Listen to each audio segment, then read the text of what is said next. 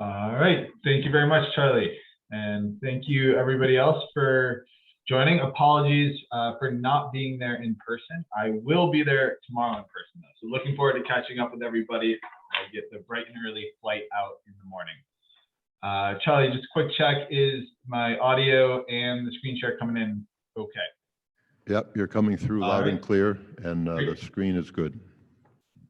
So thank you again to all of the folks on the previous panel. I think that did a great job setting up the fundamentals of resource adequacy.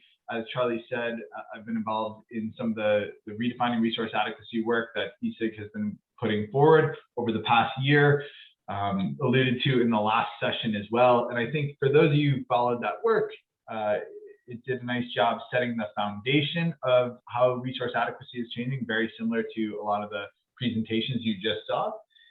But what it fell short, and intentionally fell short of at the time, was really resource accreditation and how we translate resource adequacy and the fundamentals which measure system risk, and how we translate that into procurement decisions, and whether that's in a deregulated power market or it's in IRP and vertically integrated planning.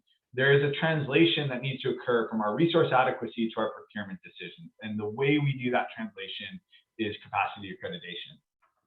I thought that the previous presentations alluded to quite well how some different resources will provide different capacity or firm capacity at different times, and that will change over time. So we have a great panel today set up to really talk about this transition of how resource adequacy is changing through time and as the system decarbonizes, and what that means for resource accreditation and market constructs. So before I hand it over, I'm going to quickly go through 4 bullet points. And this is the way I've started to think about capacity accreditation as really 4 phases. Historically, traditionally, we thought of a resources capacity credit or firm capacity contribution as the expected capacity available at time of peak load. I'd say that was, the traditional conventional approach and what was used historically. As the amount of renewables on the system increased, that definition also started to change. So now, or in most places today, now capacity accreditation really can be summarized as the expected capacity available at time of peak net load, right? So now what we saw in California back in 2020, it wasn't the system peak that got us. There's plenty of resources available then. It was the net peak, which occurred later in the evening after the sunset. And so now we're starting to see people think about resource accreditation as capacity available at times of peak net load. Where I think this is headed is, again, this definition is slightly changing. And it's very, very nuanced, but now we're seeing it transition towards expected capacity available at time of high risk. And the key differentiator there is now it's no longer necessarily peak load or peak net load, but risk is shifting. It's shifting to different time periods. It's shifting to different seasons as the resource mix transitions. And so what that will likely show is, times of winter demand, which typically in many systems was never much of a concern, will start to become higher risk as we start to transition to higher amounts of variable renewables and we start to see electrification. So again, this capacity accreditation, how we measure resources' ability to provide capacity is changing. And then there's a 4th phase as well. And again, this is somewhat of a nuanced change, but we're starting to see we're not just worried about capacity anymore, the megawatts installed in the ground, but it's also energy and making sure we have not only the capacity when the system risk is highest, but also the energy available. And this becomes increasingly important, not only with variable renewables, but now when we start to think about energy storage, demand response becoming more and more influential in the way we think about reliability. And there's also a piece of not only making sure we have capacity and energy available for those resources, but also for the conventional thermal fleet and making sure that fuel supply and ambient conditions are accurately reflected in our likelihood of having those resources available. So, this is something I've been thinking about, is this transition of the way we think about capacity accreditation. Would really like to hear some feedback later about these 4 phases. It's the first time I've shared this.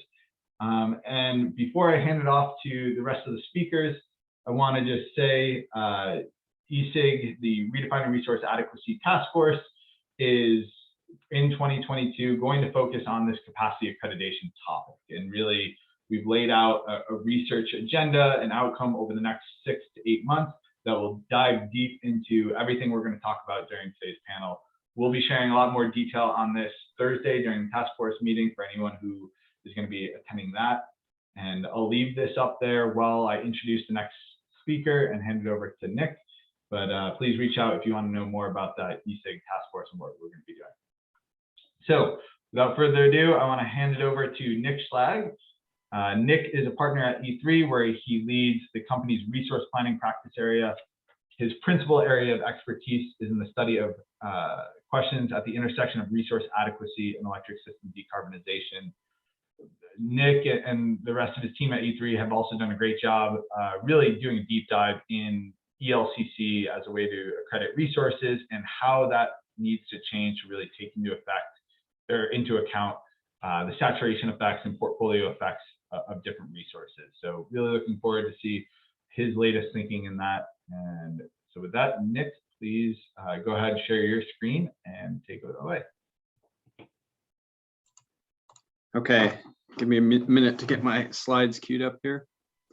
And I assume my audio is okay? Yep, you're coming in well. Okay, thank you.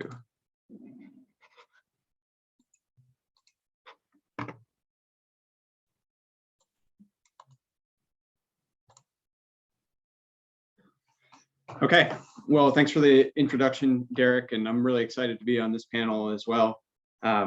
Also, I'm sorry that I couldn't make it in person, so at the risk of being repetitive with Derek, I wish I could be there with you guys to talk deep thoughts about all these interesting things, but well, it will hopefully be at maybe the next session that we can do that. I wanted to start today's conversation a little bit abstractly, actually. You know, capacity accreditation is this idea of trying to figure out what is the appropriate amount of capacity credit to assign to each resource in the system. But I kind of wanted to ask this question of what does it even mean to try to assign a capacity credit to individual resources? I'm sure everybody's familiar with the philosophical thought question of what happens if a tree falls in the forest and there's nobody to hear it. Is there actually a sound that is made? And I'll ask a question that's a little bit similar to this, but in a power system context. And if this is a little bit abstract, bear with me, but if you have a power plant and you take it out of any electricity system, if it exists apart from any other loads and resources, is there actually even any meaning to reliability value? Does that power plant have any intrinsic reliability value? Now, in the case of the tree in the forest, I think we're all coming from a science perspective here, in which case I think we can agree that yes, it makes a sound when it falls, even if there's nobody there to hear it. But in the context of the analog and the power system here, I think the answer is actually a little bit more complex. And I would go so far as to say that the answer is no, there is no meaning to reliability value outside of the context of an electricity system.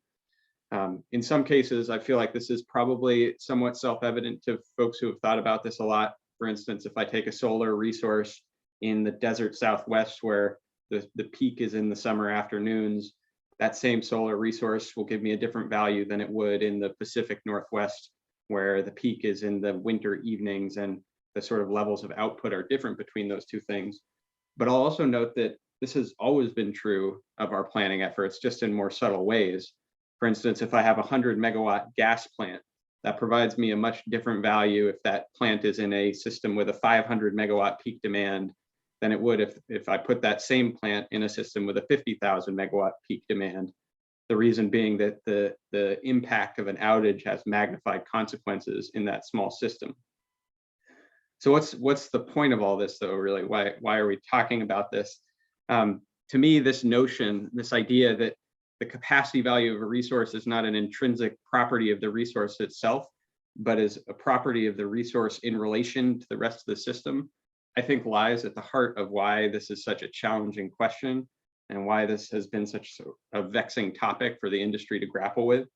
folks have been working on this for decades at this point and have done a lot of really good work on this topic, but we still don't quite have an industry consensus as to the right way to do this. And I think this idea is a big part of why. I did want to take a minute to acknowledge the changes in the system that are really motivating the renewed focus on resource adequacy and why this topic is receiving so much attention these days.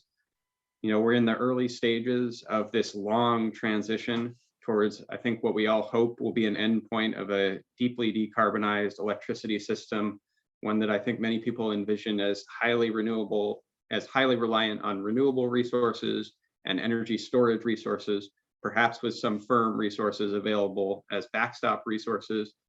Now, as that transition occurs, we're going to see changes to the nature of the reliability challenges that the system faces. And there's been a lot of good research on this over the past 5 to 10 years to just characterize the nature of those challenges as they shift. It's at this point become a fairly common aphorism that we can no longer only plan for peak demand. And this is an idea that I think most people have wrapped their heads around well. And that even in some places today, we've kind of moved to the right on this diagram, away from planning for the summer peak to planning for the summer net peak. This is exactly what we've seen in California with the August 2020 blackouts, but we're seeing this in other areas where solar penetration is increasing as well. But I will note that this is not the endpoint. The summer net peak is not the endpoint. And in fact, as we continue on this journey towards a deeply decarbonized system, I think we'll continue to see the risk shift to other times of year. I think Derek mentioned this in his introduction, but I think we expect ultimately that that risk may even shift into the winter seasons and be driven by longer term renewable droughts on the timescales of days to potentially even weeks, that those could be the most challenging sort of times to plan for. So it's kind of with this in mind that I think hopefully we're all searching for a solution that's somewhat generalizable, that's robust in the face of all of these different challenges, and that isn't too focused on any single one of them, because I think hopefully we're trying to work towards a solution that, again, is durable over time.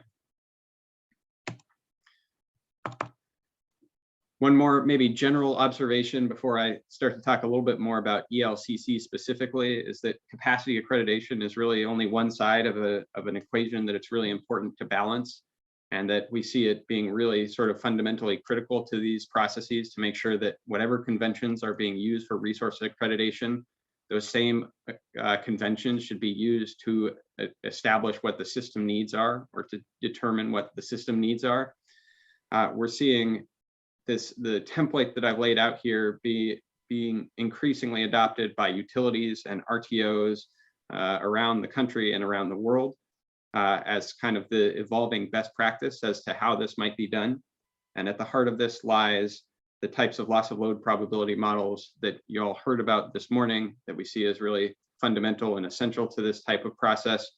Those types of models can be used to inform, I think, really rigorous assessments of both what does the system need and how much credit should I assign to each of the different resources in the system.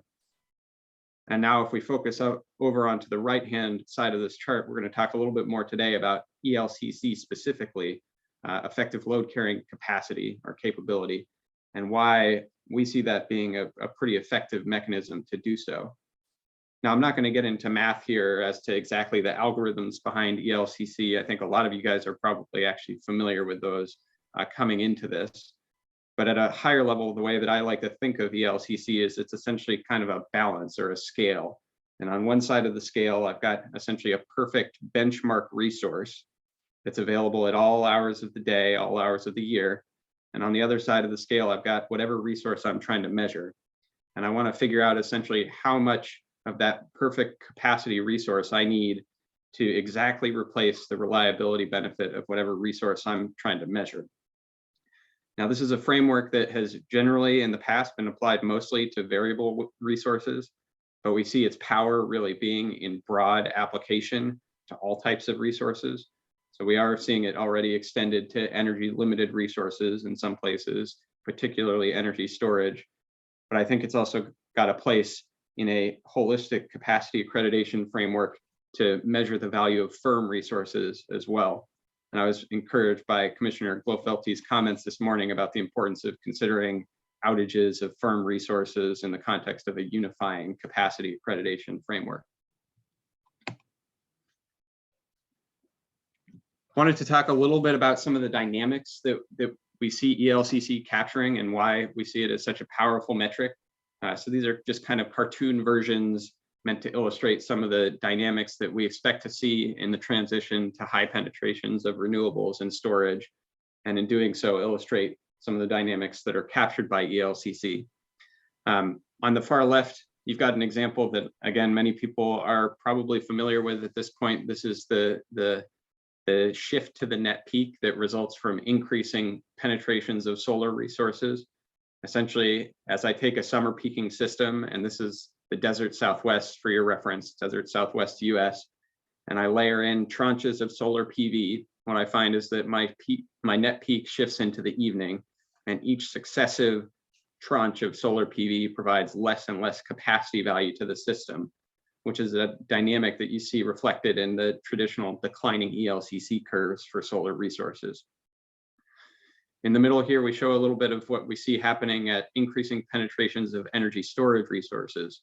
And this is a really interesting area of emerging research that we're seeing these days, is the application of ELCC to energy storage. Essentially here, as I add more and more storage to my system, I find that I need an increasing level of duration in order to continue to kind of push down the peak. So one way of thinking about this is, well, maybe I need a longer duration resource as I add more storage. Another way of thinking about it is, one resource of a fixed duration, say 4-hour storage, will provide successively less and less capacity value to the system. Both of these are examples of what we call saturation effects that kind of are captured within, again, those declining ELCC curves. But I think one of the really interesting parts of this story is what you see when you go all the way to the far right and you start to think about, well, what happens when I put these two things together? And here, what's really interesting is that we see that when we take the solar and the storage and we put them together, we find that the whole is actually greater than the sum of its parts. This is what we often call a diversity benefit. And it's really interesting. It's a really positive story in terms of the power of a portfolio of resources, but it also means that our system is increasingly getting complex. And I think you can see how interactivity becomes somewhat of a vexing challenge here. Now, a couple more observations here real quick. I've sometimes heard it said that the fact that the ELCC of a resource depends on the rest of the portfolio is a weakness of the ELCC approach, or a maybe shortcoming that makes it difficult to apply.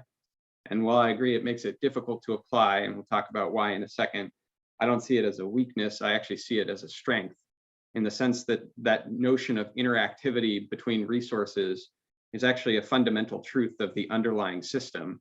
And in fact, any method that doesn't capture that dynamic, that interactivity, would be really insufficient to capture the challenges that we expect in these deeply decarbonized systems.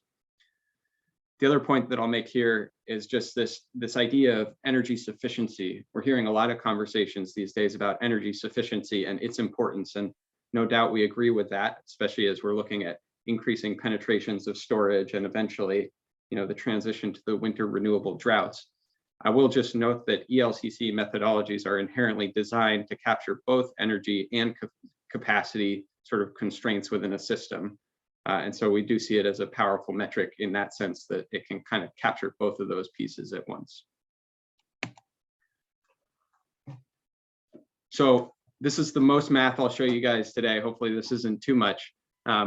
But these three vignettes that I just showed you are kind of meant to harken back to where we started today, which is that this idea that ELCC is, or capacity value, is really a characteristic of a portfolio of resources rather than of the resources themselves. The way that we've come to think about this is that the ELCC is really a portfolio function. It's a function of your loads and all of the resources on your system. And that gives you a single sort of number that represents the capacity value of your entire portfolio. And then that function, at any point, you can measure what's the marginal ELCC of any type of resource. It's essentially the partial derivative of your function in any single direction. But those are kind of the two numbers that you can mathematically, objectively calculate for a portfolio of resources. On the right here, we show what this function might look like in 2 dimensions, but the reality is this is many more dimensions than 2. There are many more types of resources that interact with each other here. It just becomes way too complicated to visualize in more dimensions than this. But this naturally leads us to the hard question in the context, especially of markets, which is if this is truly a function of the portfolio as a whole and not, individual functions of each individual resource, how do we then go to a point where we can accredit individual resources? And so that, I think, leads us to maybe the big question that's facing most markets, most RTOs today. It's what we're calling the great debate in terms of capacity accreditation. And it's the debate between average and marginal ELCC or capacity value accounting. And I'll start by saying that we see both of these constructs as valid from the perspective of being able to ensure resource adequacy within an electricity system. You can apply both of these frameworks and I think be pretty confident that you could build up a portfolio of resources that meets a desired standard of reliability. But there are sort of trade-offs between the two of these. If we start on the left, in a world where we count resources based on an average ELCC, we see this as largely compatible with today's planning reserve margin requirements.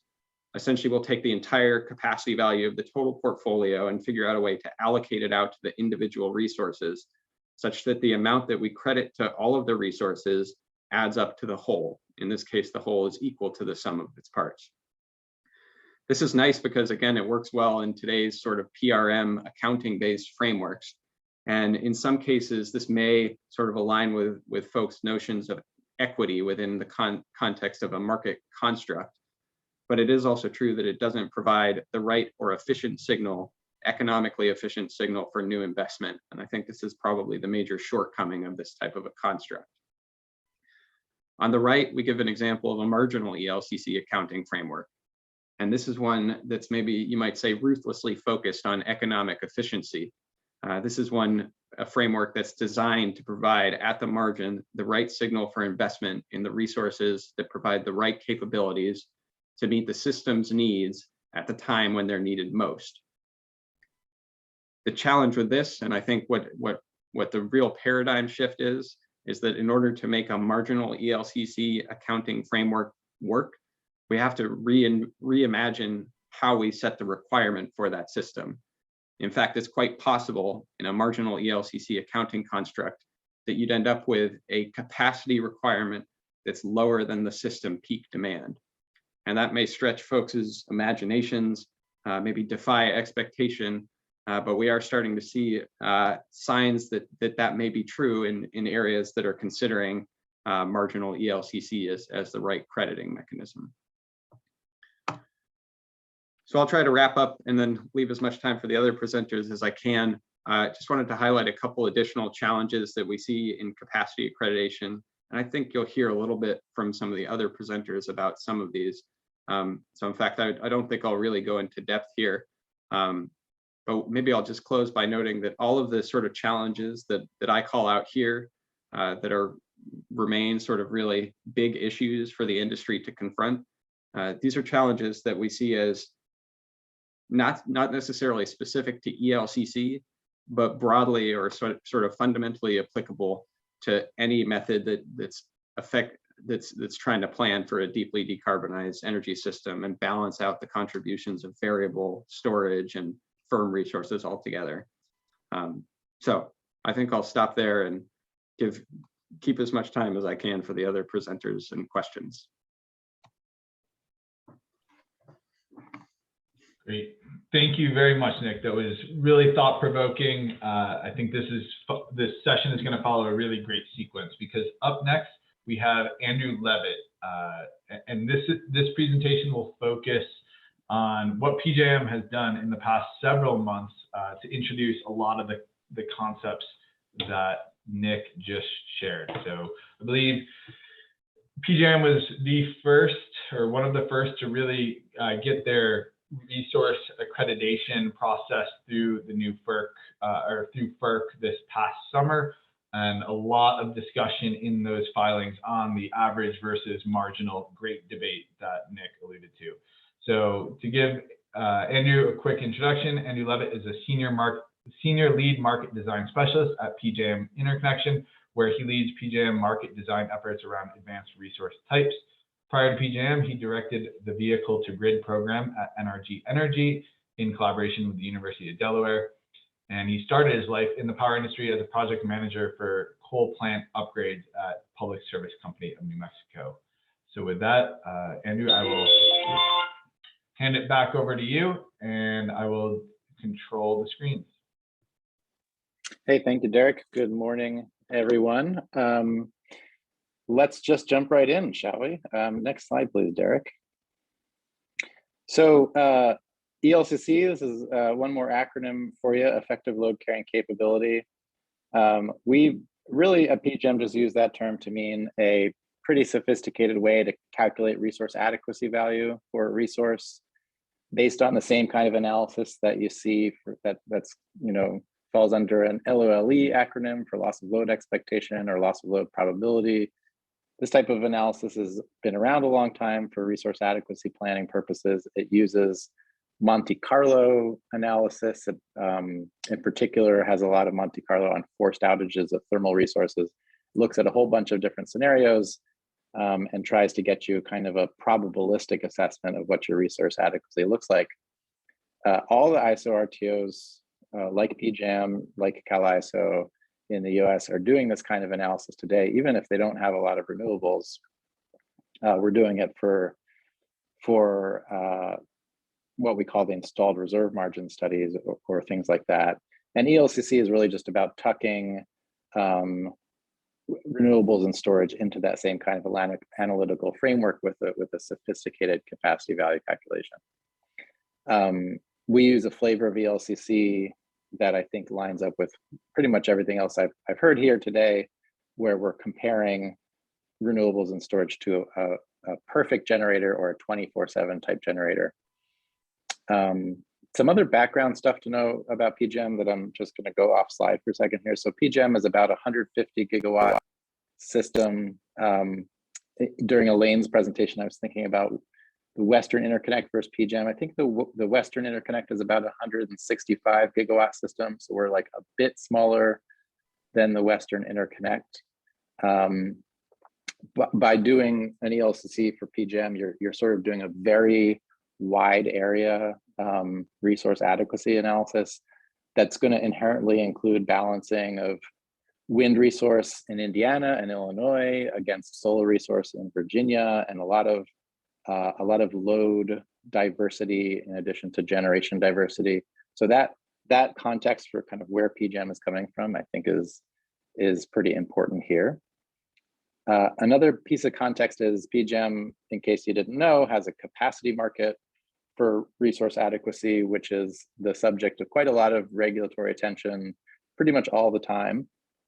It's a pretty fungible market. Everybody's in there competing to provide resource adequacy value. By everybody, I mean nuclear and coal and gas, wind, solar, hydro, and pretty much demand response, anything under the sun, really. And so in pursuing this ELCC construct, in a sense, we're shoehorning it into an existing broader capacity construct. We don't have quite as much room to think outside the box, but it also forces us to take a more universalist approach that I think you're going to see on the next slide. So Derek, let's go to slide 3, please. So we did not use ELCC at all before August 1st of last year. And starting on August 1st, we applied ELCC to all renewables and storage. You can see a short version of the list at the bottom of the slide. It's onshore wind, offshore wind, fixed and tracking solar, all the different kinds of hydro, pumped hydro, batteries, solar battery hybrids, wind battery hybrids, wind plus solar plus battery hybrids. Everything under the sun now falls under ELCC. We built a variety of business practices so that we can be pretty flexible and extensible as different resource types come online. We do a new ELCC analysis once a year, nominally speaking, although recently we've been doing it more often than once a year.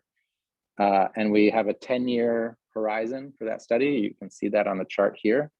But only one of those 10 years is actually binding in the capacity market. The other 9 years are indicative only, at least for this report and upcoming reports. Eventually there'll be 3 or maybe 4 binding years, and then 6 indicative only years.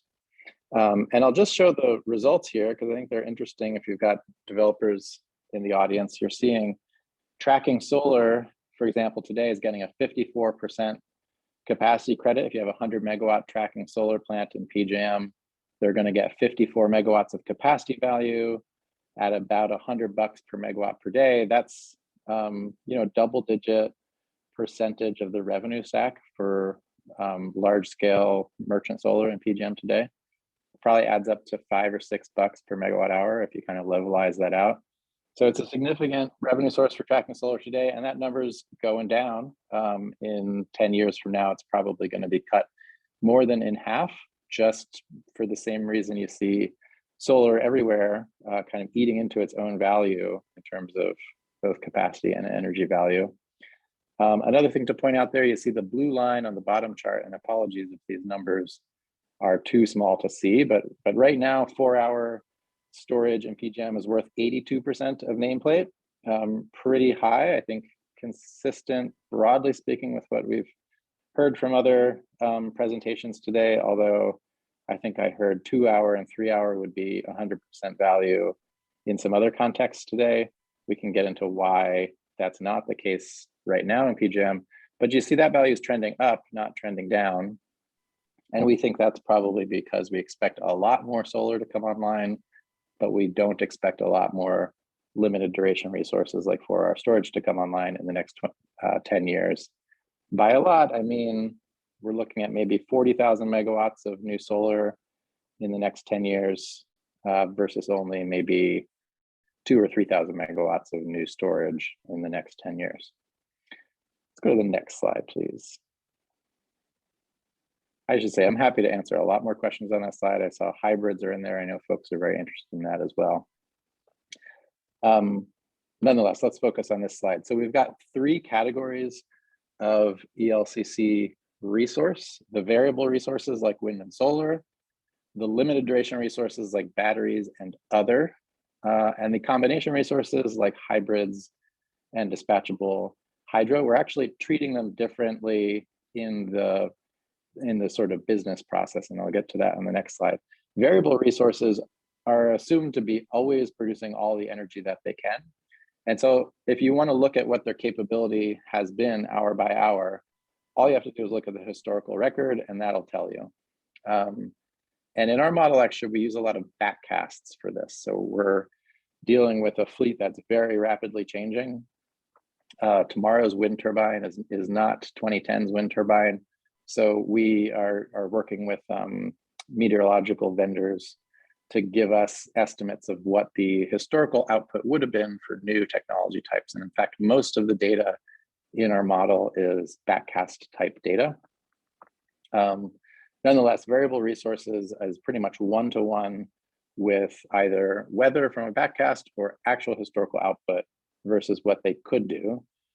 The other resource types, limited duration resources, you expect them just to be available all the time. Historical output is not relevant at all in the way that we look at the dispatchable limited duration resources. Instead, we throw out the historical record and we dispatch them inside the model with a simulated dispatch. I think I heard Elaine also talking about that in the context of the Western study. So we use like pretty simple heuristics for dispatching these resource types. Their value is extremely sensitive to the simulated dispatch. So that should be of interest to anyone in the room who wants to understand the workings, especially of the value for storage type resources. And then combination resources is sort of a mix of those 2 treatment types. Next slide, please. PJM, rather than accredit each unit individually, we take a class-based approach for ELCC. So we'll say tracking solar has got a 54% rating, onshore wind has a 15% rating. I think that's common. You see that in MISO, you see that in CalISO. And then we apply a performance adjustment to that, which is a unit-specific performance adjustment. that tends to be close to 100%. So if you're a great wind resource, you could get maybe a 40 or 50% increase in your capacity value versus the class average. If you're terrible, it might get cut in half. If you're a battery, we just use your E4D, which is an existing availability metric that we use for thermal resources also, and that's sort of an additional derating factor on top of the ELCC class rating. And I won't get into more detail there. Let's go to the next slide.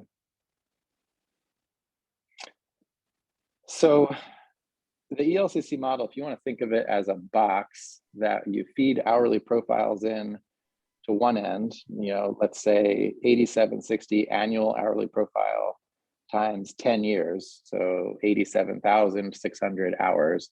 You feed that in one end of the box, and a capacity value comes out the other end of the box. That would be a pretty good mental model of how ELCC functions.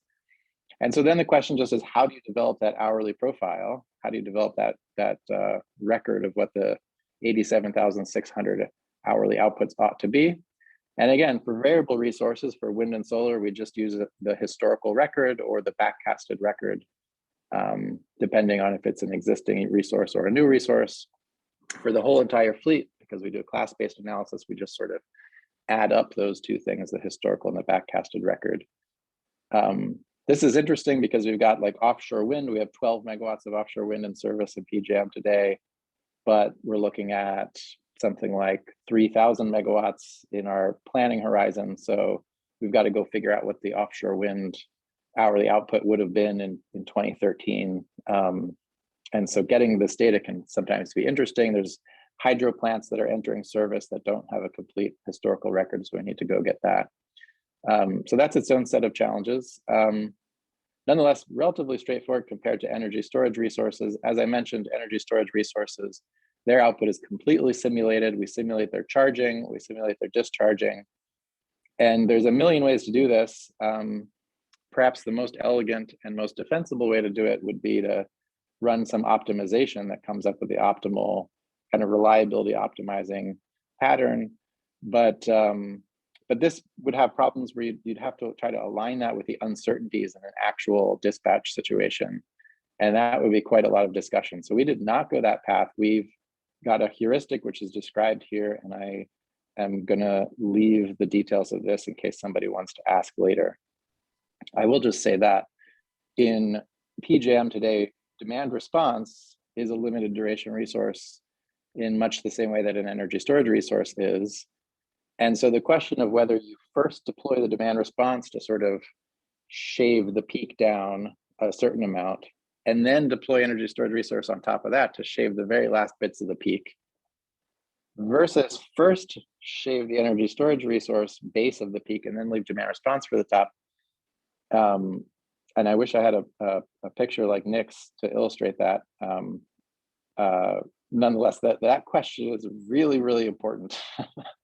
If you do demand response first and storage last, 4-hour batteries in PJM get 100% value, and probably 2 hours would get 100% value as well, because they're shaving the last bits of the peak off. If you do it the other way around and demand response is shaving the last bits of the peak off, 4-hour batteries are challenged to get 100% value, and that's largely why we're seeing an 83% here. We have 10,000 megawatts of demand response. So there's sort of this competition between storage and DR. In PJM, DR is an emergency resource. Storage is an economic resource. And what that means is you hold off on doing the DR until the very last, it's a last ditch resource. Combination resources, we are actually simulating what you would expect a hybrid to be able to do. If you had a 100 megawatt hybrid that had 100 megawatts of solar and 50 megawatts of battery, the dispatch engine is sort of squeezing the battery in to the hybrid when the solar is not using it. So if the solar is using the whole hybrid at noon, the battery can't make anything. If the solar is using 80 megawatts, the battery can squeeze in 20 megawatts. So you are actually getting analytical results for hybrids that match that particular aspect of their capability. Let's go to the next slide. I think this is the last one. So the ELCC model itself, I mentioned at the start here, ELCC is a little bit of a loose term in a sense. It's just a sophisticated capacity value algorithm. There's a lot of different ways to do ELCC, and a lot of different details that can vary from one model to another. And I've listed out a bunch of details here that, again, I'd like to get into in the Q&A.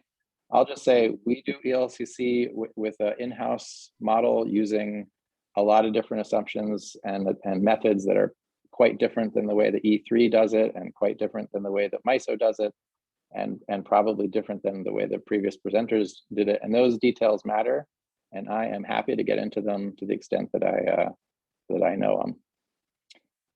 So let's just go to the next slide to confirm them at the end. I'm happy to take questions by email, but I'm thrilled to get questions now live.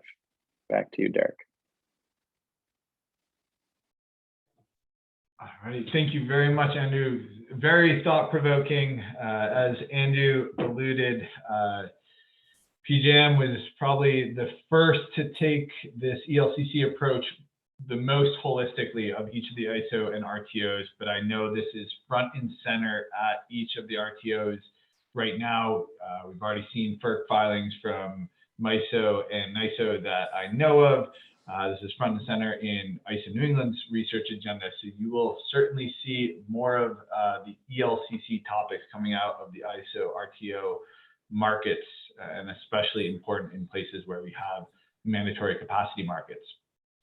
Now we're going to shift gears a little bit, and Peter is going to talk to us about what's going on in California and the new proposed resource adequacy design there. And I think a unique approach because it takes a different angle towards capacity accreditation in general and the use of ELCC. So with that, I'll introduce Peter Griffes. And Peter, if you want to pull up your slides while I do that. Peter is the Chief of Comprehensive Procurement Framework at Pacific Gas and Electric. Peter has been at the forefront of market design issues in the electric utility industry for over 25 years. He has worked on market design and restructuring issues. At PG&E, Peter currently is working on designing forward capacity markets for the changing resource mix in California. He holds graduate degrees in economics from the University of Chicago. And with that, Peter, take it away. Thanks, Derek. Can you hear me? Yes, again. Okay, and you can see the slides. Yes, sir. Okay. Let me begin by saying that it's a pleasure to be here, and thank you very much for the invitation. I have been working in California for a good number of years, and it's always good to see. And in California, we oftentimes get focused on our own problems and don't look to see what's going on elsewhere. It's good to hear sort of the discussion this morning and how ELCC is being used and how it is talked about. I'm going to talk about a little bit, give you a little bit of an overview of how it's being done and how California is looking at some of these things, and sort of some of the issues that we've had with the ELCC and moving somewhat in that direction. That said, there are alternatives that have been put on the table, and I'll talk a little bit about that. I'll probably focus primarily on one, which is the slice of day, which is something that PG&E put forward as a possible way to move the RA program in California forward. Let me begin by first saying that the RA reform that's going on in California is being driven by the Public Utilities Commission. There are proposals that have been made. Everything at this point is in proposal stage, so nothing has been adopted. And so we're very much in the development of what's the idea, how can we push it forward, can it address the problems that have been seen and be needed. So I'm not going to spend a lot of time on this slide, which is basically talking about decarbonization. I think a number of the presenters this morning have already talked about that and have done a very good job. The complementarity of the resources, I think, have changed considerably, particularly when you start looking at the variable resources and limited resources and how they fit together. There was certainly been good descriptions of sort of the complementarity of solar and of storage, essentially to provide reliability. And that is from an overall system perspective, really very much and very important. Let me also say that in California, I'm going to be talking primarily about the RA program, and that's different from the way California does its planning. The IRP, or the Integrated Resource Planning, does use ELCC and uses ELCC quite extensively in terms of doing what the planning is and making sure that we're getting the right mix of resources. What I'm going to be focusing on more is pretty much the RA program. As we heard a description earlier today, resource adequacy is sort of in between that space of the operational things that have got to happen this week, tomorrow, this month, or next month, and the planning, which is a much longer profile look. In California, the resource adequacy program has sort of fit into that. It does a showing on an annual basis for the next calendar year. It also does monthly showings. And so the RA requirements, and pretty much it's more focused on the operational end of things in terms of making sure that not necessarily of what resources need to be built to be complementary or to provide reliability, but what resources need to be contracted and be in the market to provide the reliability. The RA program in California is a monthly program.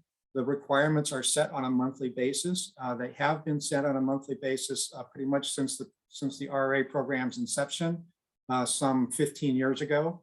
And it's really been traditionally focused on essentially meeting that peak demand. But as we've seen the decarbonization and the goal for decarbonization to come in, it really has had to change. So the RA program, and sort of what I'm going to be describing, is much more of a discussion about how do you take that planned mix of resources, that planned portfolio, which I think I agree really needs to rely on something like ELCC analysis to look at the portfolio as a whole. And how do you make that be essentially in a market sort of situation where you've got competition between LSEs?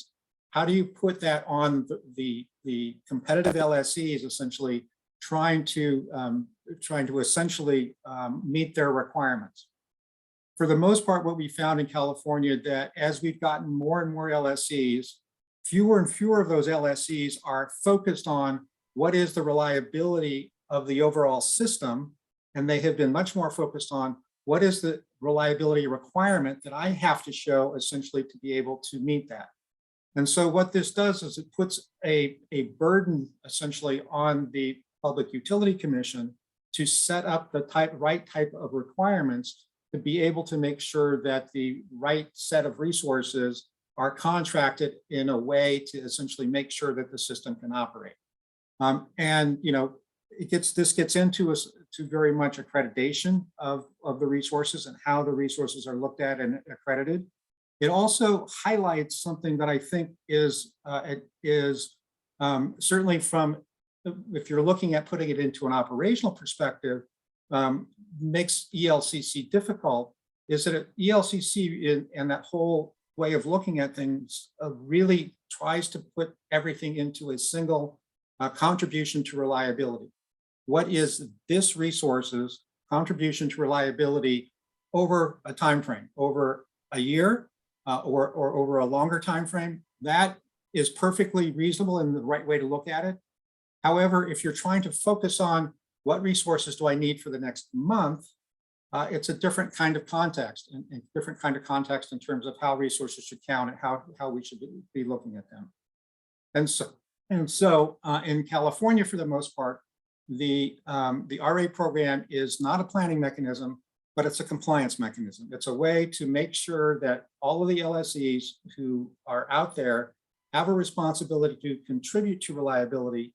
How do we make sure that they're done so on an equitable basis, and how and that everybody is pulling their own weight? Certainly in California, there are LSEs who would like to be able to meet all of their capacity requirements with either wind, storage, and demand response.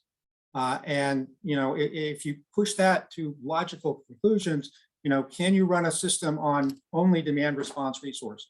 And I think the answer to that is probably not. But again, it highlights the focus that you need to make sure that whatever market structure is in place in the short run, be able to fit essentially to make sure that everybody is pulling their own weight. And so the problem in California, and we've heard allusions to this, and there's the very graphical description of what happened in August of 2020, where the outages that we had experienced in California did not take place in the peak hours. The peak hours in the blue here were very much at times were normal sort of peaks in August. The outages took place essentially at the net peak periods. And why is that? Well, in those hours, if you are looking at sort of the way the system is currently set up, we were relying on an ELCC value for wind and storage, and at a value which it could not produce.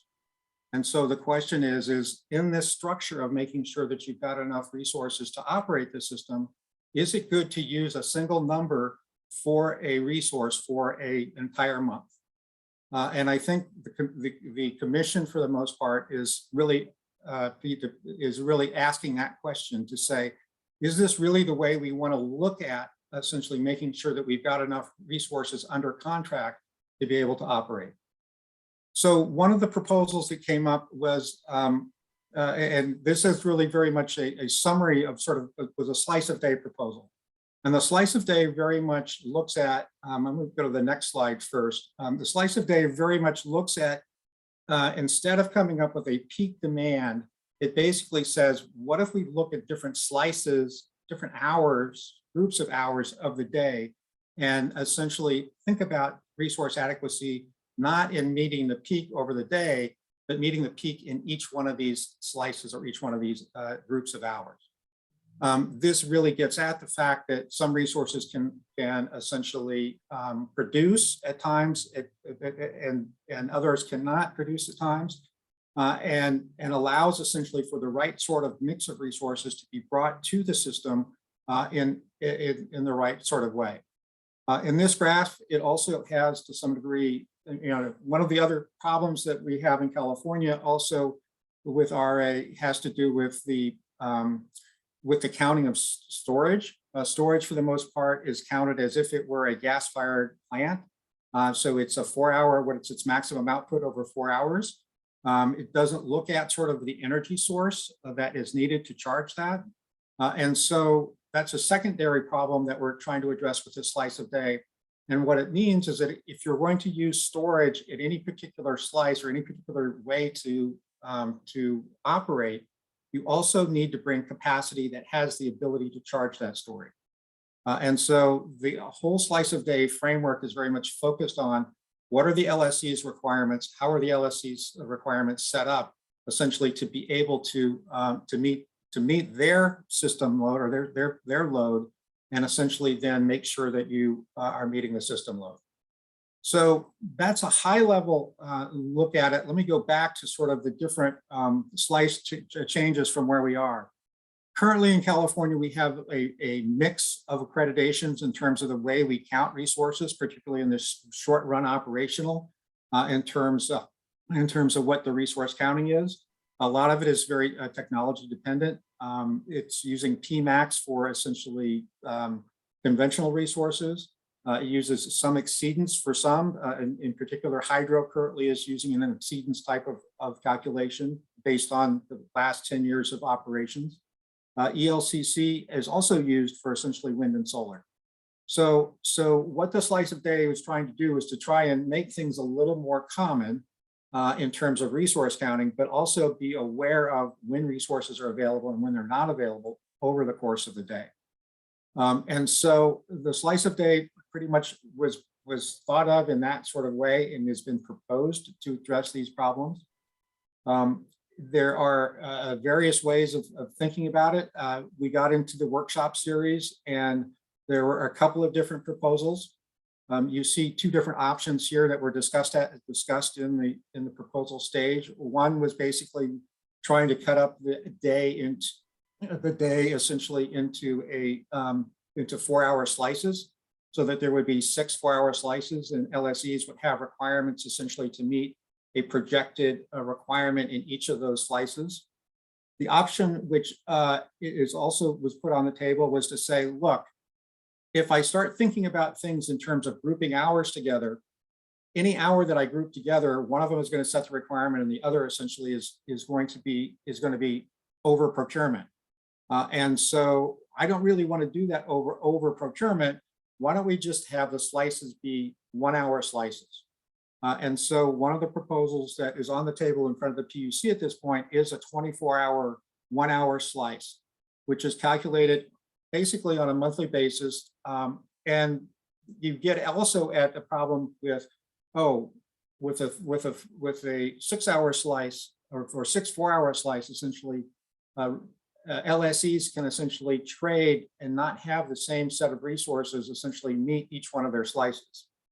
When you get to a 24 slice, the proposal came with bundling, where you're transacting and what you're showing essentially is the resource itself and its potential production profile over the 24 hours of the day.